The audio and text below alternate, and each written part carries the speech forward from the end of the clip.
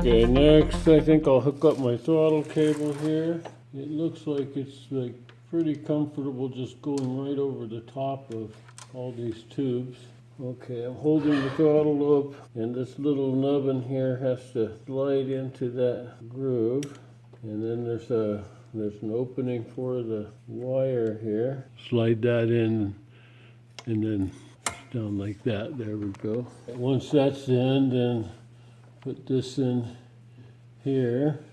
Turn that nut up until it's just touching. Okay, and what we want to have is a little tiny bit of play. I'm going to tighten it up a little more. Take it back out. I'm going to loosen this one in front a little bit, maybe a half a turn or so. I don't want the throttle to be cracked open at all when it puts off of the gas pedal. It's supposed to be like about 1 millimeter of slack. I think I've got that there.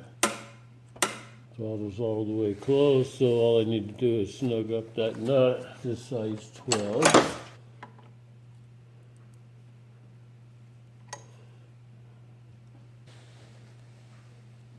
Okay, that's tight enough. Don't need to be cranking on it. Let me push the gas pedal and see how it feels.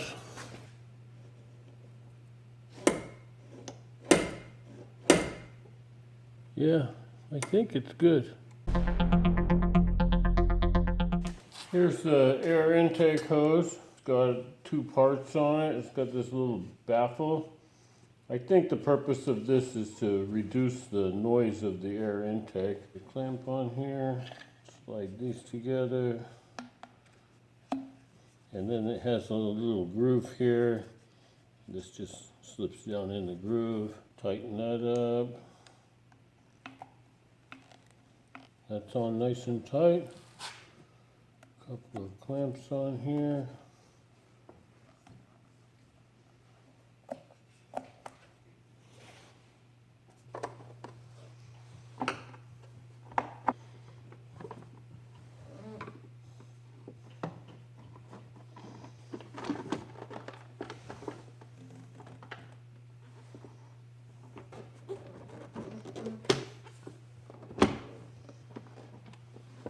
There we go. Now I tighten my air filter cover back down.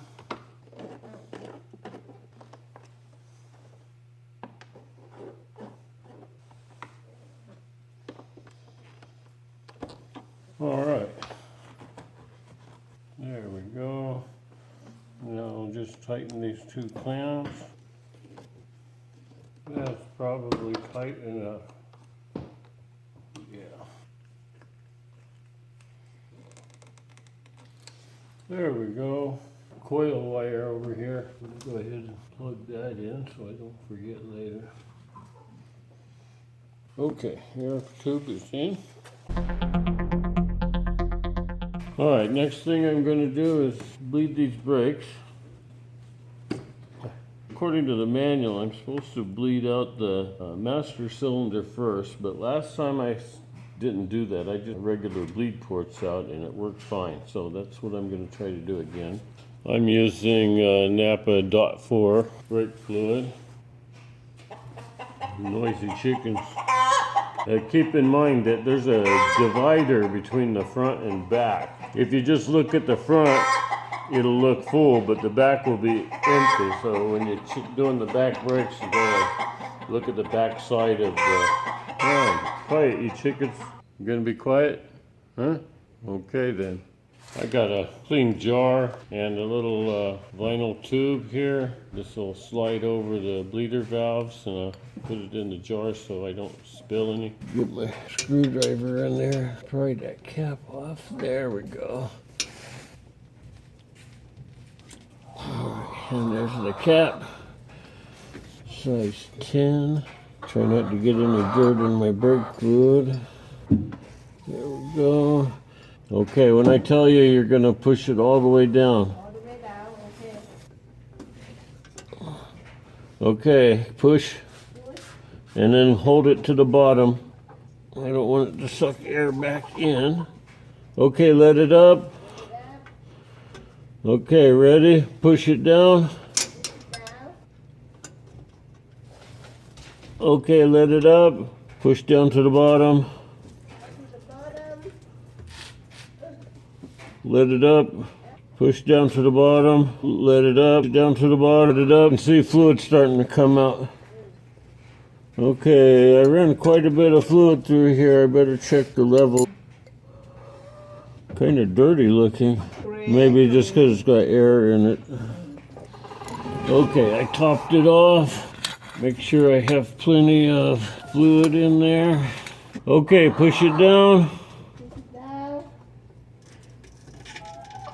A little bit of air. Let it up. My jar is getting full. I'm gonna have to get another jar. All right, I emptied out my jar and refilled my master cylinder again. Push it down. Still getting air bubbles. Up, up, down. Oh, I just got a bunch of air bubbles. I better go check my master cylinder. All right, here's what I just did. You can see on the front there's still lots of fluid in there. The back half is empty, so I just started sucking air back in. Now I got to keep going and get the rest of the air out and not pump so many times before I fill the master cylinder. All right, I got that rear left one pretty good. I might have to go back and do it a little bit more. Next is the front right one.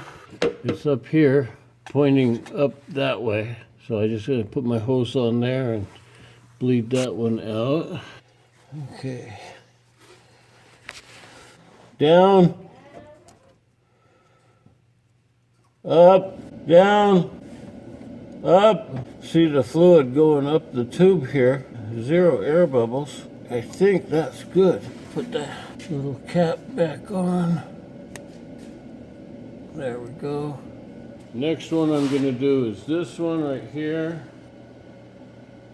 Okay, this bleeder instead of a size 10 is a size 8. Goes over it like the other ones. Okay, down. There it goes. Oh, there was an air bubble. Okay, up, down, up, down, up. Looks good. Up. All right, one more to go. Top that off and then do the left front wheel. That's my last one. The front is just like the other side. I'm just going to do the same thing. Open that valve, close it, open it, close it, let my wife pump the brake pedal. Okay, I got that front left one bled out. All right, push down the pedal, see how far it goes down. Is that all the way? Just past the gas pedals as far as she can push it. Let it up. Do it again. Yeah. That's probably good. I can do a touch-up later in the future, but for now, I think that's good. I got a piece of hose here that's about 1/2 inch inside diameter. I'm gonna go on my heater hose. There's the upper one and the lower one. I'll do the lower one first. It goes from there, and then it hooks in. Second tube behind the big one right there. There's another one. So it runs up on the inside of the mounting bracket here. I'm going to try just using the original clamps here. Squeeze these with the pliers. Okay, well I can't get my hose on, so I'm going to try taking this support bracket off. Got the 2 top ones loose. Now if I loosen up the bottom bolt, I should be able to let that slide out. I loosened that up. I had to crawl up and do it from underneath. Now that bracket's loose. With that bracket hanging down, I can see the hose connection right there. It also reminds me, my block heater's right there. I should probably plug that in too before I put the bracket back on. I'll put a little bit of soap on that fitting. That should make it slippery. A little bit more. It's all the way on. I'll just slide my clamp up.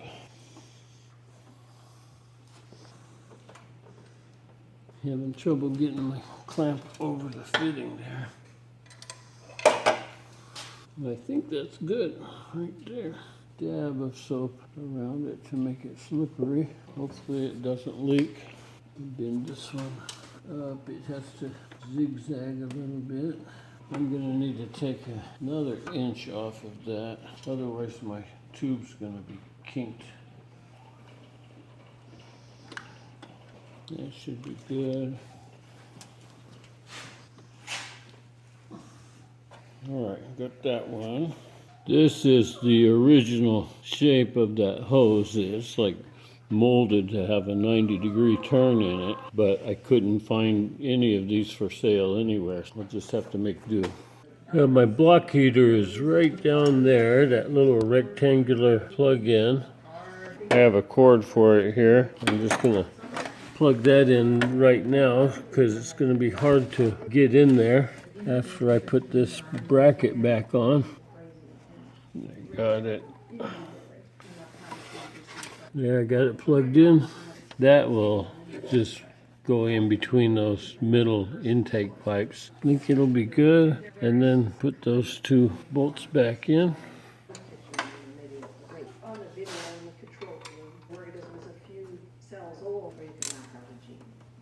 Now I just have to go down underneath and tighten up that one right there. Okay, I got that bottom one tightened up, so that bracket's back on. My lower heater hose is on. This is the upper heater hose. It slides on, top one right here, and then goes over back there and slides onto that one right there on the back of the head there. I'll just put a little bit of soap on those, slide that hose on, and then see if I can get my clamps on. I got the hose on, but I can't get these clamps to slide up. I think the hose might be a little bit thicker, bigger around. So I'm gonna have to use a different kind of clamp. All right, I'm gonna try it again, but I'm gonna put a couple of these regular hose clamps on there. That should work. That took a while, but I managed to get that hose clamped on both ends. This little like spacer thing goes on just off the end of the tubes here. I guess it's just to hold the hoses in place or something. I don't know. It was on there, so I'll put it back on there. Oh, one other thing. I have a tube here. This tube comes up from the top of the differential, and this little cap, a little vent cap goes on the top. That lets it vent, but it helps keep stuff from blowing in there. And then I'm not sure where to put that. I'm just going to let it hang here for now. Now I'm going to put in my main fuse box here with the big fuses. I'm going to use these little Phillips head screws right here and right here. Screw that in.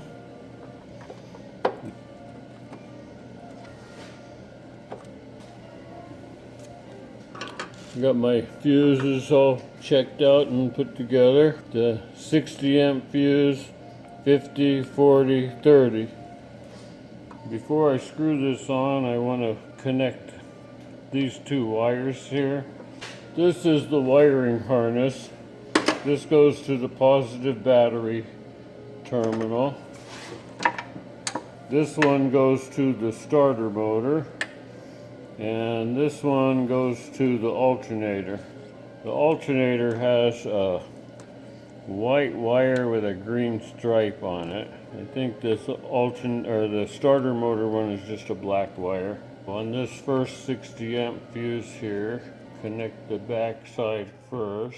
I'm going to put this back side on my alternator. Make sure it's tight enough. Opposite side, starter motor, starter motor and the alternator and the battery all connect together through that 60 amp fuse. If your alternator cranks out more than 60 amps, which is a lot, that fuse will break. You notice these have plastic covers and that one doesn't. I think that's just the way they are.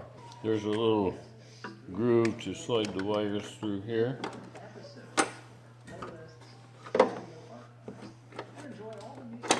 Now I can screw that on.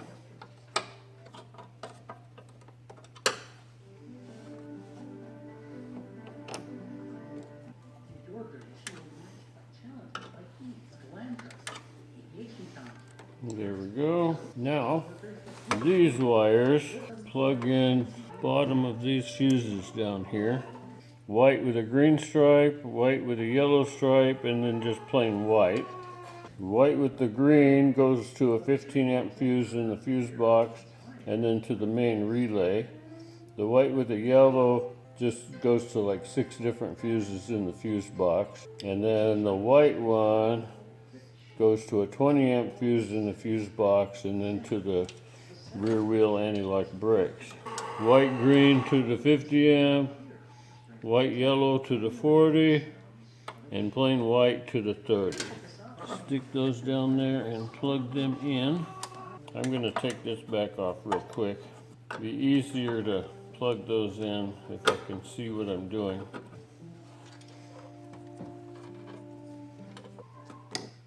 And just pop right in there.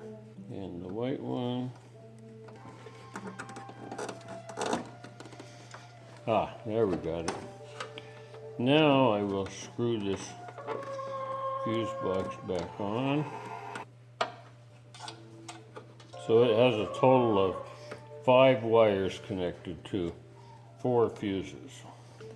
And the cover is also 60, 50, 40, 30. Slide right down over that.